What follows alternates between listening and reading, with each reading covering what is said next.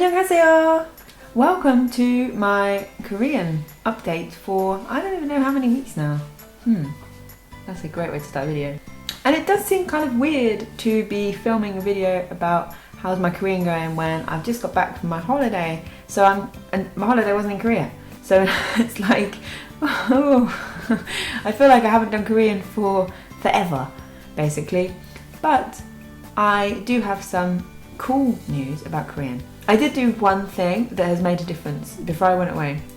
I pre-booked my italki lessons with my tutor, and that meant that even though I got back on Tuesday, it was kind of like work, Wednesday, Thursday, Friday. So I did less like normal study, but I had the lesson booked for the Friday. And if I didn't have that done, I wouldn't have booked it because I would have thought, nope, too busy, too much to do. But because it was booked, I did it, and it was actually a lot better than I thought it would be. So just goes to show it's always worth thinking a little bit further ahead when you're booking lessons and stuff. In terms of where I'm at going forward, I've spent this week, rather than try and force myself to start a new lesson on howtostudykorean.com, I decided I'm going to try a little bit of review time, and it worked quite well. I've had some chance to kind of go over the memorized words for the course that needed watering, and to just revisit some of the grammar and stuff from those 3 lessons I've done so far, so that next week I can start afresh. And it's going to be, I think, Unit 1, Lesson 4 on howtostudykorean.com, which is a really good website if you are looking to learn some Korean. In terms of resources, I'm still using more or less the same resources as I was, I think, last time we spoke. So howtostudykorean.com, Memrise, they're the 2 kind of big ones that happen more or less every day.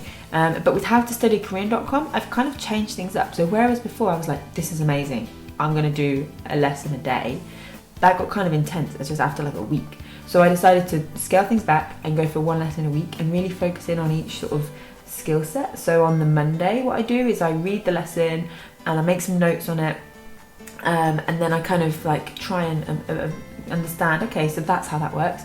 Tuesday, what I do is I'll listen to the audio they have on the lessons. I might find like a song or some kind of audio from some kind of, I don't know, YouTube clip or something that I can listen to and just kind of pick up some words from there. On Wednesday, I think I mentioned a small kind of Korean workbook thing that I bought in France. So it's like teaching Korean in French, which is kind of fun. So on Wednesday, I try and do a page from that and just kind of break the week up a little bit. Thursday, I focus on writing, so I'll use the grammar and the words learned from the lesson on how to study Korean and put them into sentences and just experiment with kind of actually creating my own stuff. And then on Friday is my lesson, so I'll speak the things that I've written on the Thursday. I'll have a chance to confirm, I got told this in the lesson in this week, you know, I've discovered this grammar point or this word, how does this mean, how do I use this? And my tutor will explain and we'll talk about those things together, and then I'll get some speaking practice in as well. So it works really well right now, and it gives me the chance, because this is the other thing that's changed, is that I'm now bringing in other languages back into my regular routine. Now I've kind of had, I would say like probably a month, maybe longer, like 6 weeks, 2 months of just Korean based most of the time.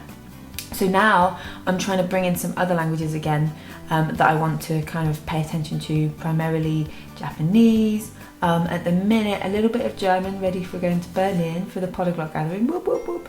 And yeah, so it's just a case of scaling things back, making them sustainable so that I have time to incorporate other languages into my regular day, and it satisfies that craving, if you like, that sort of I'll do as much as I can so I can move on to the next language.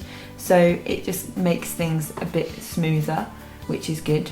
So yeah, things are going well. So how are things for you, Shannon? How's it going? Let me know, what's the story? And if you're watching this and you're learning Korean, any tips, any advice, let me know in the comments below. And as always, don't forget to subscribe for regular language learning videos, and I will see you very soon. Thank you, bye!